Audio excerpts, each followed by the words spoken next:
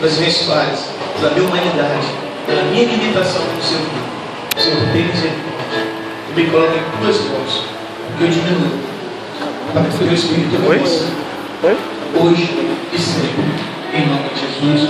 Todos quanto creem, digam amém, amém, amém. Amados irmãos, queridos companheiros na jornada espiritual rumo à cidade santa celestial que nos aguarda. Como sempre digo, nós temos o privilégio de estarmos assentados na casa do oleiro, na casa do autor e o consumador da nossa fé, do Deus Todo-Poderoso, Criador dos céus e da terra. O Senhor, Ele nos chamou para um propósito e firme propósito, para que sejamos santos e irrepreensíveis, que nos tornemos um só com Ele. Por isso Ele diz que nós somos a habitação do Espírito Santo de Deus. Ele habita em nós, e por isso Ele libera virtudes, trazendo sobre nós poder, autoridade, unção, discernimento. Essa palavra discernimento traz, querido, uma divisão ocular entre a visão natural e a visão espiritual, e é essa que nós vamos tratar nessa noite, pois o que nós acabamos de ver são dois tipos de visões que nós estamos entendendo o que aconteceu naquele momento. Ora, eu quero te lembrar que nessa circunstância a cidade estava rodeada pelo exército assírio. O rei estava completamente enfurecido e desejava matar Eliseu e o seu moço. E assim estavam eles em casa, quando de repente ouviram o barulho. A cidade estava cercada, haviam soldados, haviam carruagens do exército assírio que estavam só esperando um comando para destruir o profeta e o seu discípulo, o moço. E este então, quando vê, diz: meu servo, estamos cercados, estamos exterminados. E então Eliseu estava em uma posição fetal com o seu joelho. Pede ao Senhor algo que para muitos seria loucura. Como poderia dizer naquela situação um profeta está tão calmo? E quando o moço lhe dá a notícia, ele diz: Senhor, peço-te que abra os olhos do moço para que ele veja. Amados, a cegueira espiritual quer dizer aquele que não enxerga com os olhos de Deus. Quando nós não conseguimos enxergar aquilo que Deus quer fazer diante de uma determinada circunstância, nós ficamos paralisados. O medo toma conta, o pavor, o desespero, porque nós não temos rumo, não temos entendimento do que está acontecendo, porque os nossos olhos estão fechados. Mas quando os nossos olhos se abrem, assim como abriu os olhos desse moço, e quando ele conseguiu enxergar que maior é o que estavam com ele, a cidade estava cercada com carros de fogo, irmão. No primeiro olhar ele não enxergou o que Deus estava fazendo, ele não conseguiu enxergar o agir de Deus. A pessoa que vê a vida com os olhos naturais, humanos, só consegue enxergar aquilo que ouve, o que sente e o que vive. Vive desorientada, vive aborrecida, vive acreditando em tudo que as pessoas falam, se aborrece com qualquer coisa, não consegue resolver seus problemas, é enganada facilmente pelo inimigo, por vãs filosofias, por engano, por ensinamentos errôneos, porque não tem a visão aberta, ampliada. Por isso que o Senhor nos compara a uma águia. A nossa visão é como uma visão de águia, que quando ela é aberta, o Senhor desata a nossa venda, as vendas dos nossos olhos, nós conseguimos enxergar além daquilo que está à nossa volta. O Senhor nos traz um entendimento, e para isso, queridos, nós hoje precisamos restaurar a nossa visão espiritual. Não devemos acreditar que tudo existe de uma forma natural. Nós vivemos em um mundo natural que é regido pelo mundo espiritual. Pastor, eu tenho que dizer que agora eu tenho que olhar tudo com os olhos espirituais?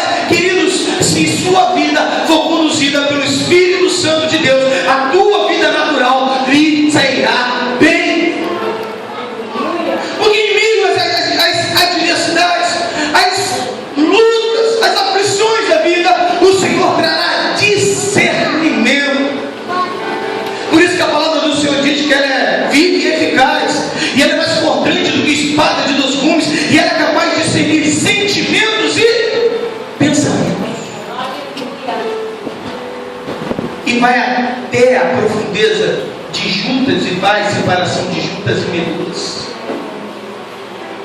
Querido, existe um mistério acerca da palavra que gera visão nova na vida do crente.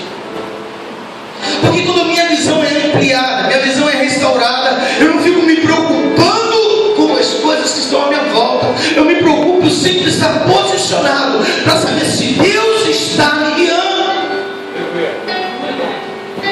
E aí eu paro de olhar para o lado, eu paro de olhar para os defeitos, eu paro de olhar para as circunstâncias, eu paro de olhar para os montes e passo a enxergar aquele que está acima de todas as coisas, governando sobre tudo e sobre todos, agindo poderosamente sobre a minha vida e agindo Deus.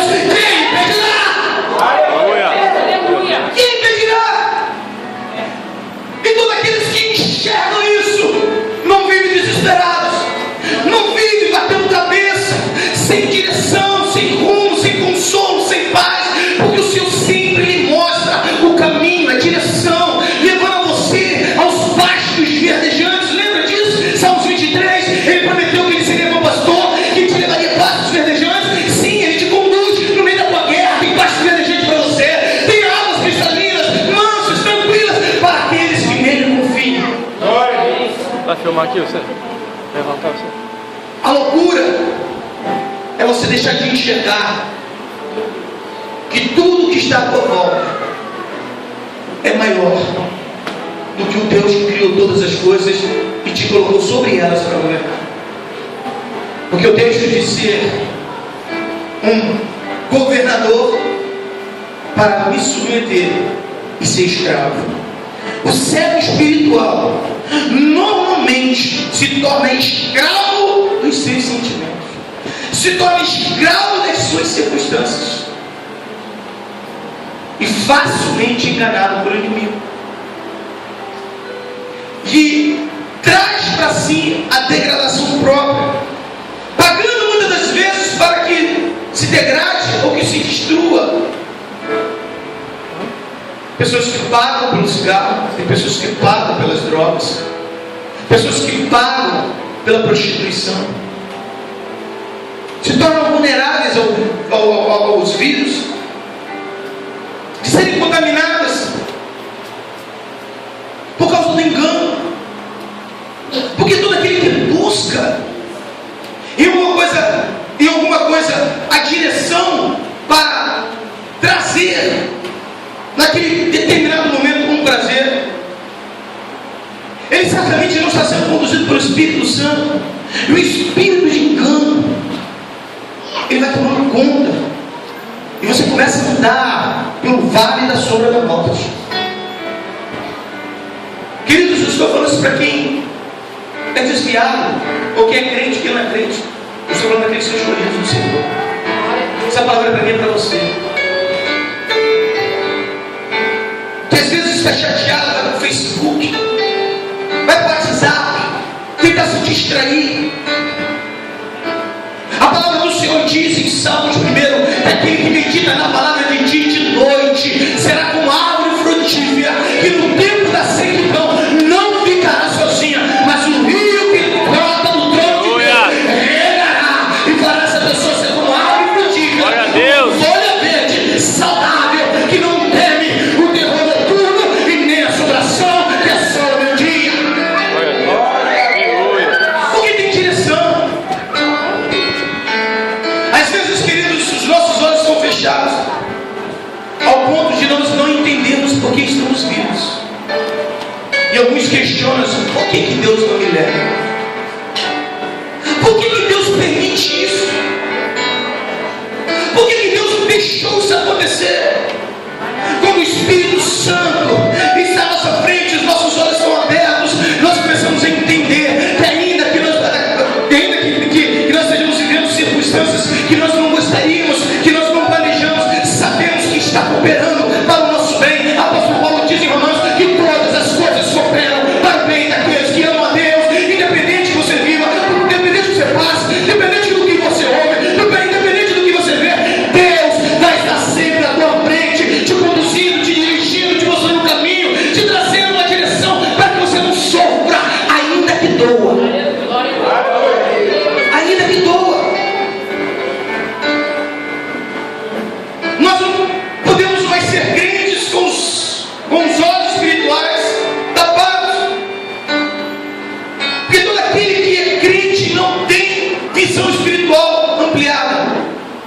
ele se torna um cego espiritual.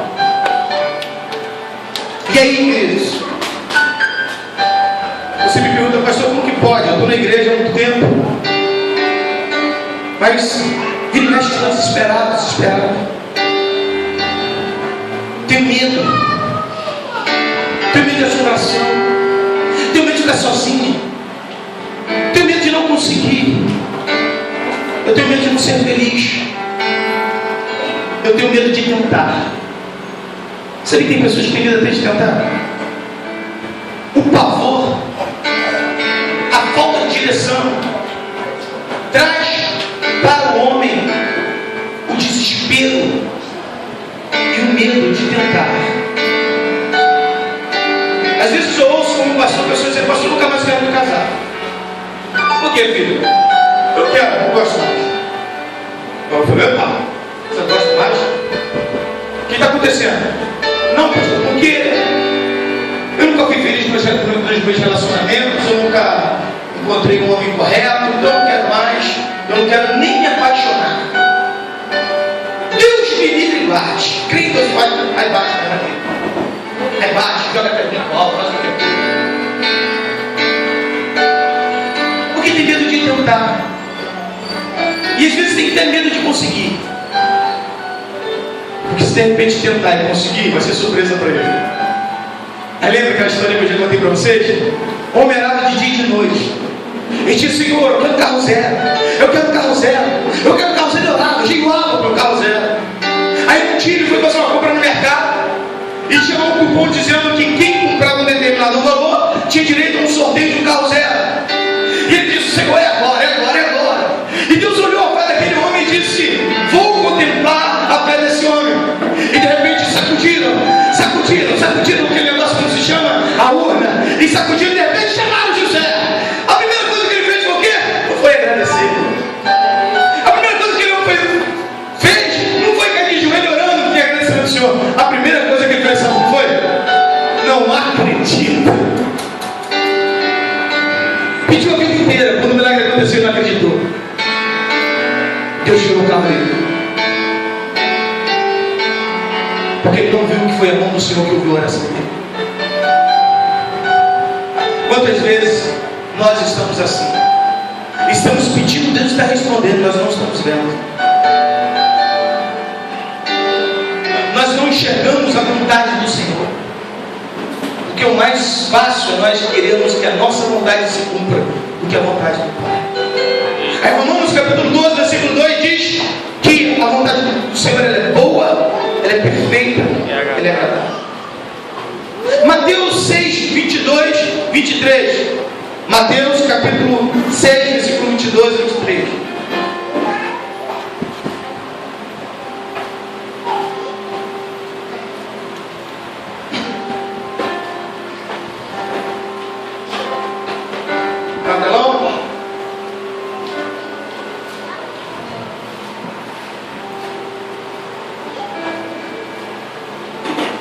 Mateus 6, capítulo 22 e versículo 23.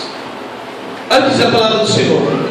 A candeia do corpo, ou seja, a luz do corpo, a iluminação do corpo, são os olhos. De sorte que, se os teus olhos forem bons, todo o teu corpo terá luz. Se porém os teus olhos forem maus, o teu corpo será tenebroso. Se portanto a luz que é em ti são trevas, quão grande serão tais trevas. Existe uma passagem bíblica que diz: conforme você imagina a tua alma, assim você é. Se você se acha derrotado, você é derrotado a vida inteira, porque você se enxerga assim. Se você se acha um abandonado, um excluído, um coitado, se enxerga dessa forma, você sempre vai ser assim, um frustrado, um coitado, um tadinho, porque os seus olhos te fazem enxergar você assim, mas os olhos do Senhor, que são como chama de fogo, não te vê dessa forma. Ele te vê como príncipe e princesa, te vê em lugares assentados em lugares especiais e celestiais, te vê como vencedor. Aliás, nós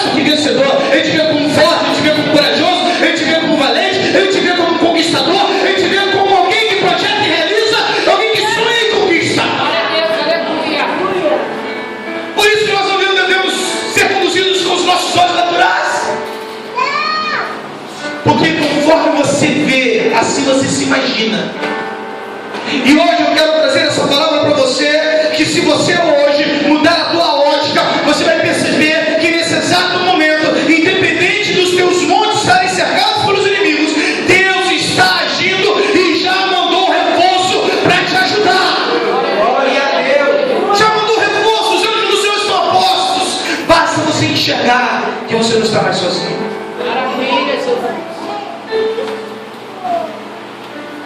O processo que esse menino passou é o mesmo que Deus quer fazer você hoje passar. E como que eu posso ter a visão do Espírito? Orando, pedindo. Os teus olhos se abrirão, guardando os mandamentos do Senhor. Assim como o Senhor tirou as escamas dos olhos de Saulo, Ele vai tirar da tua vida também esse embaraço, esse engano, essa mentira, essa visão deturpada, que tudo está errado, que tudo não está certo, que você não concorda, que você não aceita, sempre vê o defeito, nunca vê virtude. Deus hoje quer arrancar, porque Paulo também enxergava assim. Ele não viu o Evangelho como algo beneficente para o povo dele, era judeu, e ele não conseguia enxergar Cristo como Redentor. Ele enxergava o cristianismo como ofensa, como perigo e como ameaça ao governo do romano. Mas Deus apareceu para ele, Deus colocou ele debaixo do seu cavalo e disse: Saulo, Saulo, por que você me persegue? Senhor, o que tu queres? Eu quero que você saia daqui, porque tem um homem que vai botar a mão na tua cabeça, vai te ungir e vai dizer: enxerga agora, não mais com os olhos de Saulo, mas com os olhos do Espírito. E este homem se tornou um homem cheio do Espírito Santo de Deus, ao ponto de pegar os orientais, os entrados da roupa dele e levarem para os enfermos, para os demoniados, e eles eram curados. Que a visão foi mudada. Anunciando a mudança na visão de Saulo foi fundamental para ele ser o que ele foi. Às vezes nós vemos só as deficiências. Paulo, nascido na cidade de Tarso, uma cidade romana, uma cidade muito conhecida pela fabricação de tendas, tanto que ele se tornou, no seu ofício, alguém que fabricava tendas. E a maioria do ministério de Paulo, ele se auto-sustentou com a fabricação de tendas. Ele trabalhava para se sustentar. Um dia alguém parou ali fora e disse: pastor, estava querendo trocar meu carro, e eu peguei uma obra para poder realizar esse meu sonho. Ele falou assim: pastor, isso está errado, a igreja tem que te dar o carro. Eu falei para ele: essa hora ainda não chegou, porque o dia que a igreja puder me dar um carro, sim, eu vou receber o carro. Mas enquanto eu puder trabalhar, enquanto eu puder prover algumas necessidades minhas, assim eu farei. Eu não posso ter uma visão mercenária, eu não posso ter uma visão lucrativa, eu não posso ter uma visão que beneficie a minha vida humana, social, secular, quando eu estou aqui para gerar vida, uma vida espiritual, viver uma vida espiritual, com visão espiritual, com sentimentos espirituais, que é onde Deus me leva além das minhas necessidades, além das minhas forças, me fazendo superar as minhas necessidades. Porque o dia que o crente, o líder, perder a visão, ele se torna cego. E quem é esse homem? Um teólogo, um poliglota, alguém que falava línguas de direitos, de nacionalidades. Ele sabia daquilo que ele fazia, mas ele não tinha revelação do Espírito. Paulo conhecia o Deus de Israel, conhecia as promessas que ele enviaria o Filho de Deus, Jesus Cristo, como nosso Salvador. Mas quando Jesus Cristo anunciava para ele que Jesus Cristo havia morrido e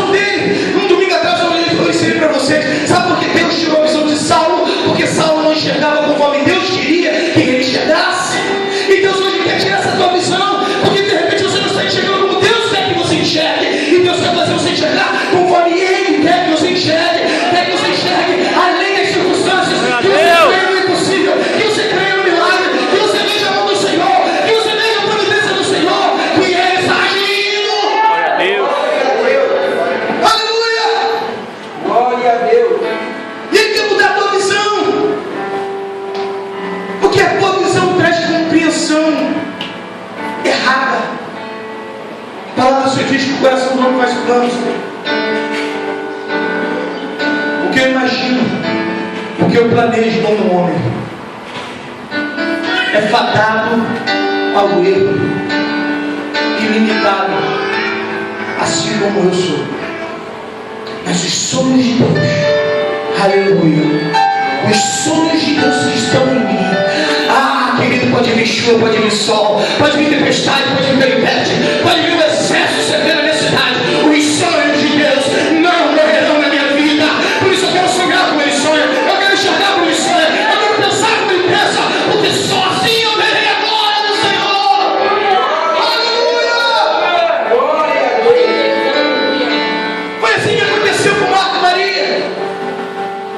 Maria reclama: mestre, tu não te preocupas porque Marta está aí e o serviço da cozinha está lá para fazer. Jesus fala para ela: filha, ela não quis olhar para os problemas, ela quis olhar para o Senhor da vida dela. Ela escolheu pela parte, está nos meus pés. E eu disse: Marta, eu te disse, se você crer, tu verás a glória de Deus. Sim, então manda o morto sair, porque quando você vai ver a minha glória, mulher. Glória a Deus. Porque Marta só enxergava o luto, Marta só enxergava o pranto, o velório. Só conseguia imaginar as pedras que estavam tapando e que impediam dela ver o irmão dela novamente. E quizás nunca mais ela viria, certamente nunca mais. Mas naquele dia Jesus Cristo falou assim: eu te farei ver a minha glória. Sabe qual é o propósito sobre mim, para a tua vida hoje? É nós enxergarmos a glória de Deus. Se nós enxergarmos hoje os nossos olhos espirituais, as escamas cairão dos nossos olhos.